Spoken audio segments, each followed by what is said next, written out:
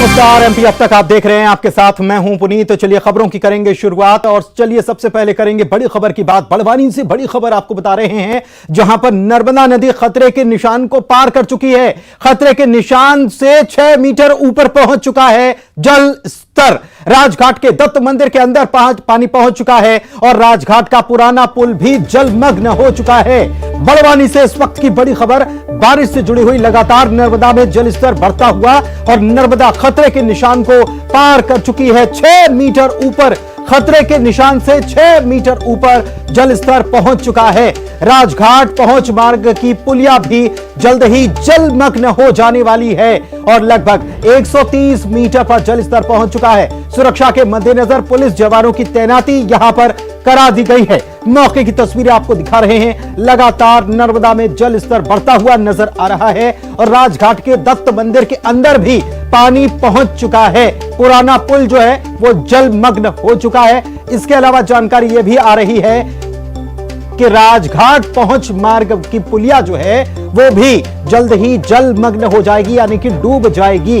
करीब 130 मीटर पर जल स्तर पहुंच चुका है और यहां पर सुरक्षा को देखते हुए पुलिस के जवानों की तैनाती कर दी गई है।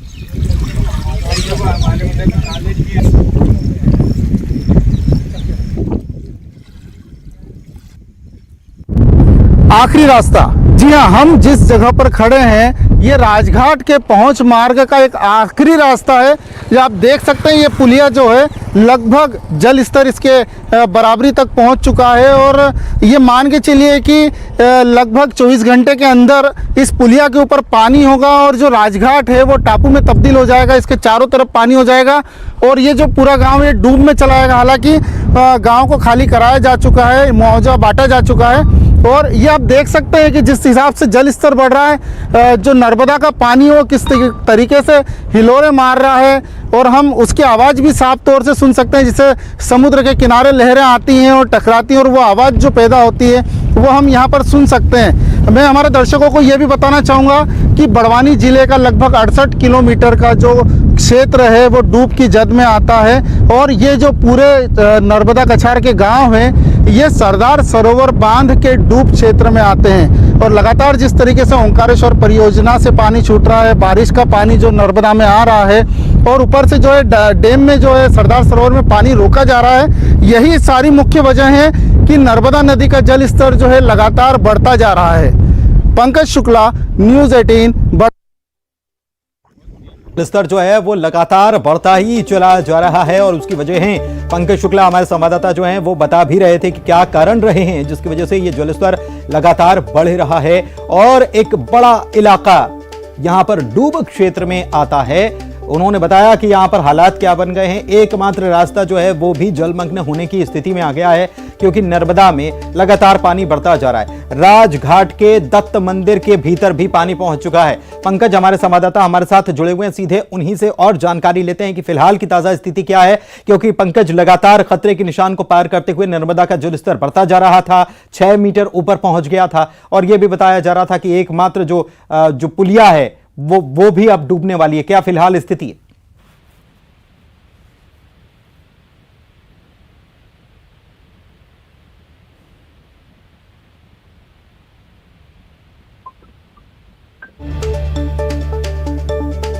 चलिए, लगता है कि पंकज तक आवाज नहीं पहुंच पा रही है, लेकिन बड़वानी से ये बड़ी खबर आपको बता रहे हैं कि नर्मदा खतरे के निशान के पार कर हो चुकी है और खतरे के निशान से 6 मीटर पर जल स्तर पहुंच चुका है और लगातार बढ़ता ही जा रहा है क्योंकि लगातार पानी जो है वो बरस रहा है, बारिश हो रही है और इसकी वजह से जल स्तर नर्मदा नदी में बढ़ता जा रहा है। इसके अलावा जो डैम है उसको भी नहीं खोला गया है, इसकी वजह से भी जल स्तर में इजाफा देखने को मिल रहा है।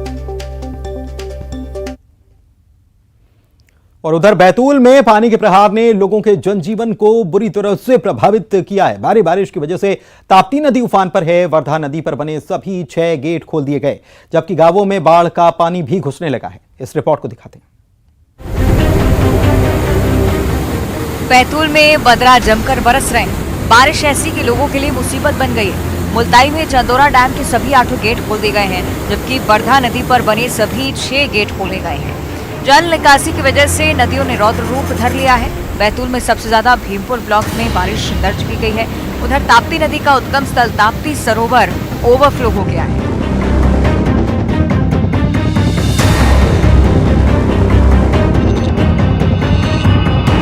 उधर अंभोरा नदी में बाढ़ आ गई है। गोधनी गांव के पास सड़क के एक हिस्से को नदी ने ली लिया है। मुल्ताई से गांव का संपर्क टूट गया है।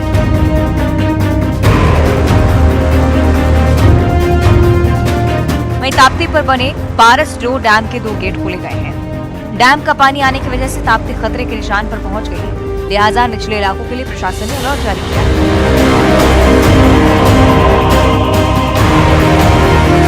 बैतूल के हेवरखेड़ गांव में बाढ़ का पानी घुस गया है। प्रशासन ने अलर्ट जारी किया है, लेकिन इस बीच लोगों की परेशानी बढ़ गई है। वहीं उज्जैन में बीते 4 दिनों से बारिश का सिलसिला थमा हुआ था, लेकिन शुक्रवार को एक बार फिर से जोरदार बारिश का सिलसिला शुरू हो गया। इससे शहर भर में जलभराव देखा गया। जलभराव की स्थिति बनने से लोगों को परेशानी हुई है। जनजीवन अस्त व्यस्त हुआ है। नगर निगम का दावा भी खोखला साबित हुआ। हमारे संवाददाता ने नई सड़क का जायजा भी लिया। उज्जैन में बीते 4 दिनों से रुकी बारिश का सिलसिला अब फिर से शुरू हो चुका है।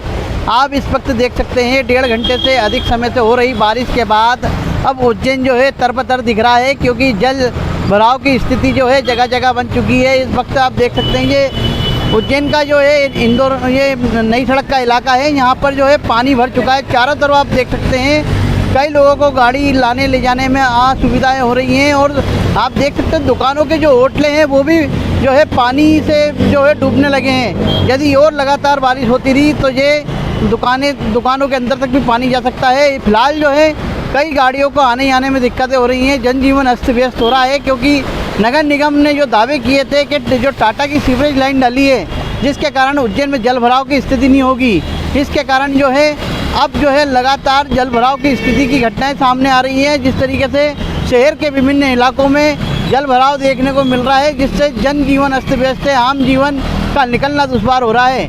उज्जैन से अजय पटवा, न्यूज 18 मध्य प्रदेश। इधर भारी बारिश से शाहजहांपुर में भी हालात बिगड़ते ही जा रहे हैं। बारिश से नदी नाले उफान पर चल रहे हैं और कई गांवों में निचले पुल पुलियाओं और बरसाती नालों पर उफान आ गया है। इससे अब आवागमन प्रभावित होने लगा है। लखुंदर पुलिया पर आवाजाही रोकने के लिए पुलिस जवानों की तैनाती भी करनी पड़ी।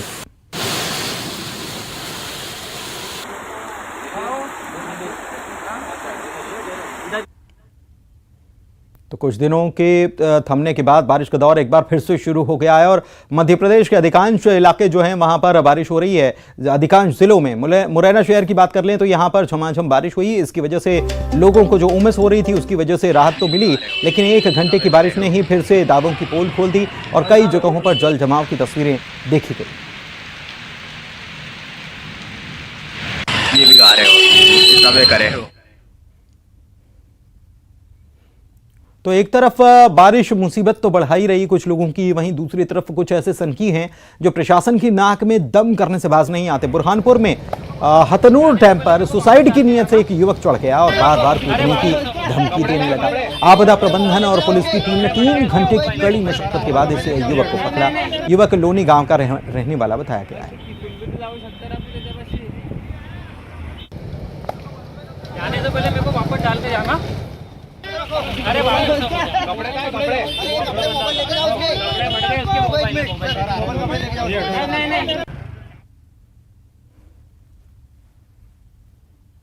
चलिए कुछ और खबरों की बात करते हैं। सीधी से खबर आपको बता रहे हैं जहां पर तेज रफ्तार बस अनियंत्रित होकर पलट गई और इसमें 36 से ज्यादा यात्री जो थे वो जख्मी हो गए। सतना से सीधी ये बस आ रही थी और इसी दौरान अनियंत्रित होकर पलट गई। वजह इसके पीछे तेज रफ्तार होना बताया गया। छुरिया घाटी में ब्रेक फेल हो गया था, रफ्तार तेज थी, इसकी वजह से ये बस पलट गई।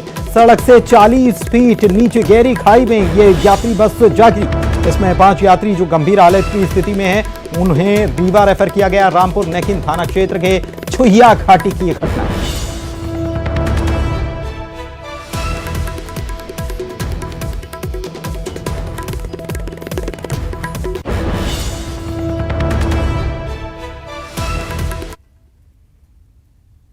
और चलिए बढ़ते हैं आगे। सतना की बात करते हैं जहां पर 10 साल की आदिवासी बच्ची से दरिंदगी का मामला सामने आया है। सीएम शिवराज ने इस मामले में सख्त कार्रवाई के निर्देश दिए। वहीं पुलिस ने दोनों आरोपियों को गिरफ्तार कर लिया, लेकिन कमलनाथ ने घटना की निंदा की है और बच्ची के बेहतर इलाज की मांग भी की है।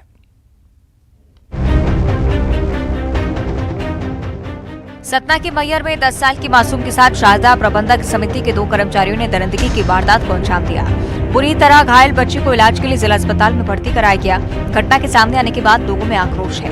उधर मामले की गंभीरता को देखते हुए पुलिस ने दोनों आरोपियों को गिरफ्तार कर लिया है। बताया गया कि उसके साथ बलात्कार की घटना हुई है, तो जब तस्दीक कराई गई तो पता चला कि हाँ बलात्कार की घटना हुई है और उसमें दो आरोपी हैं जिनको बाद में पुलिस द्वारा अपनी मेहनत से पकड़ा गया, वो हिरासत में है। बाकी अभी कार्रवाई की जा रही है और लड़की का मेडिकल कराया जा रहा है। लड़की की हालत कैसे है? लड़की की हालत चूंकि उम्र कम है इसलिए मैयर में उसका इलाज किया गया और अभी रेफर किया गया है। अभी डॉक्टर ने कोई क्लियर स्टेटमेंट नहीं दिया है। उधर सीएम ने घटना पर दुख जताया है, साथ ही आरोपियों पर सख्त कार्रवाई के निर्देश दिए हैं। साथ ही बच्ची के बेहतर इलाज की व्यवस्था करने को भी कहा है। उन्होंने अपने ट्वीट में कहा कि अपराधियों पर कठोरतम कार्रवाई की जाएगी। उधर पीसीसी चीफ कमलनाथ ने घटना पर दुख जाहिर किया, बच्ची के बेहतर इलाज की मांग की है। ये रोज की घटना है, बहुत सारी ऐसी घटना है जो सामने नहीं आ रही। ये मध्य प्रदेश आज बदनाम है पूरे देश में कि बच्चों के साथ बलात्कार, महिलाओं पर अत्याचार, आदिवासी हमारे जनजाति वर्ग, अनुसूचित जनजाति वर्ग पर अत्याचार, ये आज मध्य प्रदेश की छवि है। मैं तो कह रहा हूँ इतने दुख की बात है, ये हमारा प्रदेश कहाँ घसीटा जा रहा है। कोई व्यवस्था नहीं, कानून व्यवस्था नहीं, किसी को किसी चीज का डर नहीं, केवल भ्रष्टाचार की व्यवस्था है। बच्ची के परिजनों के लिए 50,000 की आर्थिक सहायता राशि प्रशासन ने जारी कर दी है। वहीं आरोपियों को नौकरी से हटाया जाएगा। यही नहीं, उनके मकानों को लेकर राजस्व विभाग ने अपनी कार्रवाई भी शुरू कर दी है। घटना गंभीर है, ऐसे में अपराधियों को सख्त संदेश देने की जरूरत है। और इधर रतलाम में एक बार फिर से छेड़छाड़ के आरोपी के घर पर बुलडोजर दौड़ा है। अर्जुन नगर क्षेत्र में यह कार्रवाई की गई। एक अधेड़ पर बच्चियों से छेड़छाड़ का आरोप था। पुलिस ने इस मामले में आरोपी को गिरफ्तार कर उस पर पॉक्सो समेत विभिन्न धाराओं में मामला दर्ज किया। एफआईआर के बाद जिला प्रशासन का अमला पूरे दल बल के साथ अर्जुन नगर पहुंचा। आरोपी के दुकान और मकान को जमींदोज किया गया। कार्रवाई के दौरान महिलाओं ने प्रशासन से घर न तोड़ने की गुहार लगाई। महिलाओं का कहना है कि दुकान की उधारी नहीं चुकाने के एवज में उनके खिलाफ छेड़छाड़ की झूठी शिकायत दर्ज करवाई गई, लेकिन प्रशासन ने महिलाओं की एक नहीं सुनी, कार्रवाई करके कर दिया। ये व्यक्ति नाथूलाल राठौर हैं। इनके विरुद्ध थाना स्टेशन रोड सालागढ़ी चौकी में कल 2 अपराध पंजीबद्ध हुए। इसमें इनके विरुद्ध नाबालिग बच्चियों के साथ में छेड़छाड़ और गंदी हरकतें करने संबंधी अपराध पॉक्सो एक्ट के तहत भी दर्ज हुए हैं। इसमें आज नगर निगम, राजस्व और पुलिस के माध्यम से एक संयुक्त कार्रवाई इनकी जो अवैध अतिक्रमण है उसको हटवाने की नगर निगम के माध्यम से की गई है। राजगढ़ में सीएम राइज स्कूल में गायत्री मंत्र पढ़ने से रोकने वाले प्रिंसिपल पर गाज गिरी है। सीएम ने मामले को गंभीरता से लेते हुए प्रिंसिपल को अब हटा दिया। एक रिपोर्ट देखिए।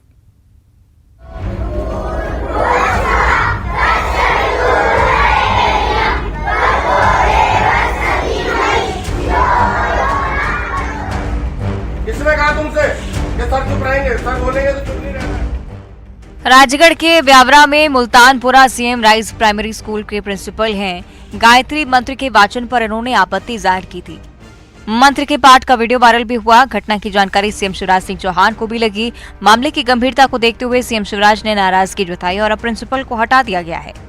सबसे बड़ा सवाल ये कि जब हर स्कूल में मां सरस्वती विराजमान है, वहां गायत्री मंत्र पर कोई कैसे आपत्ति जाहिर कर सकता है? प्रिंसिपल साहब को सुनिए।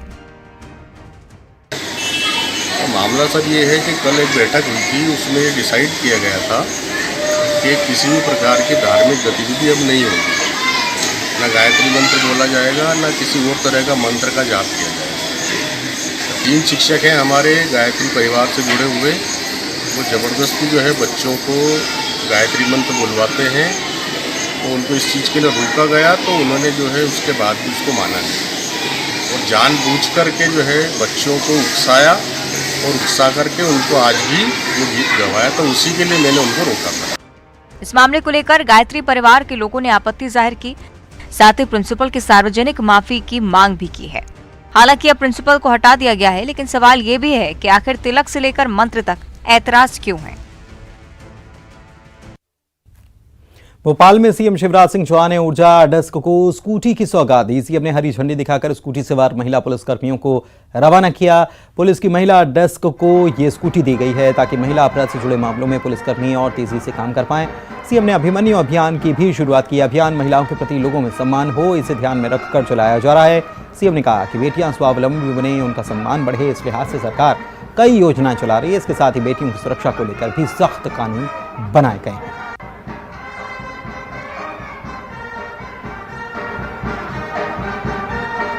भारतीय जनता पार्टी की सरकार के लिए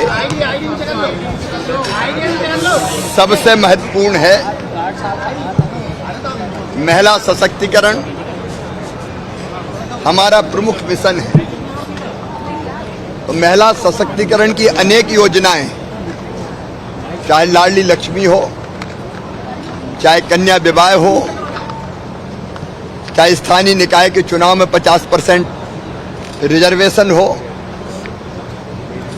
चाहे संबल योजना हो, चाहे मुख्यमंत्री लाडली बहना योजना हो, ये अनेक योजनाएं हैं महिला सशक्तिकरण के लिए। और भोपाल से बड़ी खबर इस वक्त आपको बता रहे हैं, केंद्रीय गृह मंत्री अमित शाह का 29 जुलाई का जो दौरा था वो निरस्त हो चुका है और इसमें थोड़ी सी तब्दीली हुई है। दरअसल इसमें तब्दीली हुई है कि अब 30 जुलाई को पहुंचने वाले हैं अमित शाह भोपाल। सुबह 10 बजे 30 जुलाई को भुज पहुंचेंगे और मध्य प्रदेश के वरिष्ठ नेताओं के साथ उनका यहाँ बैठक का दौर चलने वाला है। सुबह 12 बजे तक बैठक का दौर चलेगा। उसके बाद प्रेस कॉन्फ्रेंस रखी गई है और फिर 2 बजे वे भोपाल से इंदौर के लिए रवाना होने वाले हैं। भगवान परशुराम की जन्मस्थली जाना पाओ भी अमित शाह जा सकते हैं, ऐसी सूत्रों की तरफ से खबर आ रही है। व्यवस्थाओं को लेकर इंदौर पुलिस कमिश्नर, ग्रामीण डीआईजी, एसपी ग्रामीण ने दौरा भी कर लिया है।